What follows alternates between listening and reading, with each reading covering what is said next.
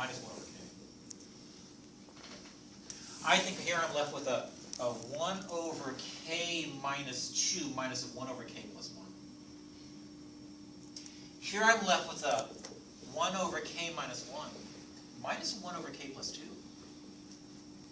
Oh, you guys, just one more, just one more. Is that a plus 1 over k minus a 1 over k plus 3?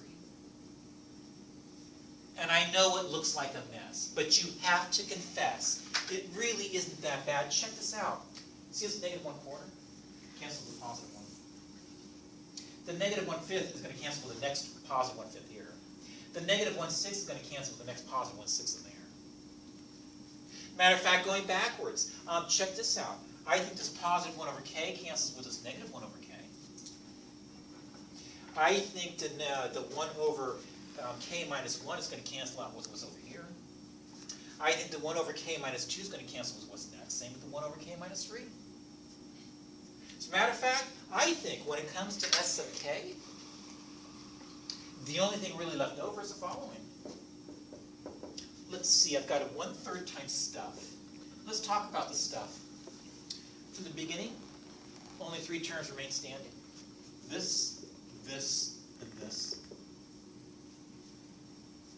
At the other edge, I think the only thing remaining standing is a 1 over k plus 1 minus 1 over k plus 2 minus 1 over k plus 3.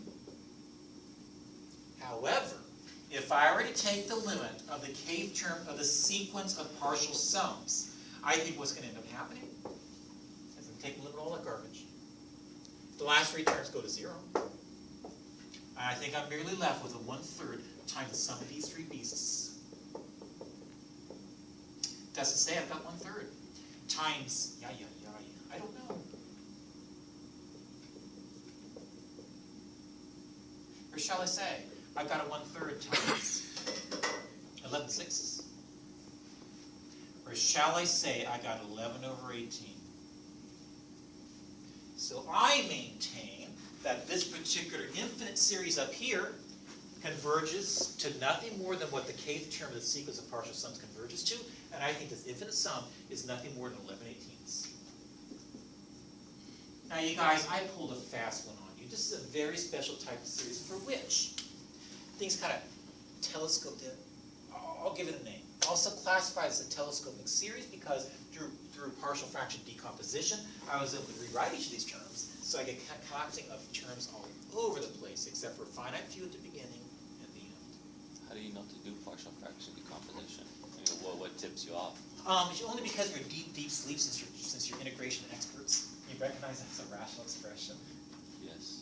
from the integral calculus. And if that were in the integral, that's probably how you'd integrate, just to make your life easy. So from now on, David, if you see a rational expression that's of this form where you can factor that denominator so nicely, then maybe if you expand out, you can get a lot of collapsing terms. Okay. So should I be looking at the summation notation and just looking at the Riemann sum, just picturing integrals and solve them? You know, I'm really nervous about using the phrase Riemann sums here because this is not a Riemann sum. I meant the notation, the summation notation. Yeah. So, and then just seeing what works, because I understand that the testing, the integral approach is very limited to the actual solving of the series. My understanding. Absolutely. We had only very special case scenarios when you use a Riemann sum and a limit thereof to be able to come up with a valuation of a definite interval. You're right. There'd be very special polynomial type integrals. So what exactly is the difference between the two, between the Riemann sums and Well, when you start talking about summation Riemann sums, summation? you're talking about summing together a function e valued some value of x times delta x Okay. and taking the limit of that as n increases back out. I think what's within the summing is so darn special. You're interpreting what was in there as nothing more than the areas of various rectangles. Jeepers. Never mentioned that over here. Okay. This is just a special kind of series I classify as telescopic. Has nothing to do with that Riemann sum. So this is just if we're looking at like a sequence of sums. It's more than this delta is- x. It's that you and I interpreted this as the area of the ice rectangle that approximates the curve over the ice interval. And notice over here, I made no mention whatsoever of the delta x's, of the vertical heights, of area for rectangles.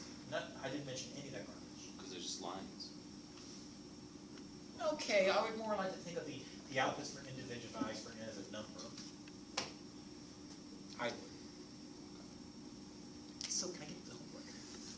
So And this is it for the test?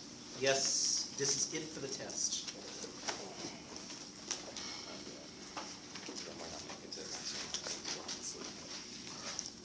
So section 8.2. Let's take a peek at the following. Probably go. Sorry, everybody, back off. I made a mistake. I meant A3. So you're gonna take the next test and everything? Yeah, absolutely. I'm gonna study for it just like that. What if you get an A on the next two tests? I'm gonna be so mad if I get an A on the next two tests. It's okay though. I'm okay with it. Yeah. Just makes the whole material so much better next semester. Go into the next semester like I'm repeating after actually passing the class. I'll be a genius at 31. How do you do it? I don't know. Math is just, I was born in math. Serious just comes natural to me. I'm hoping to hear you say those words at the end of this session. You guys, this means I failed miserably. I told you A4 is on the exam. Is that a 7 at the top there? That is a 7 at the top, yeah. 39? This is the 39, yes. So the exam officially now only goes for 8.3. From what? To 8.3. Oh, from what? I don't know. 7.6, I think. Yeah, that sounds right, 7.6. But it's a lie, it's a lie. Because 7.6 will contain all the integration techniques, and that'll be on this exam for differential equations and for improper equations. This is the other E and then chapter 6. Yes, those are right. That's true. And by the way, I'm being honest with you.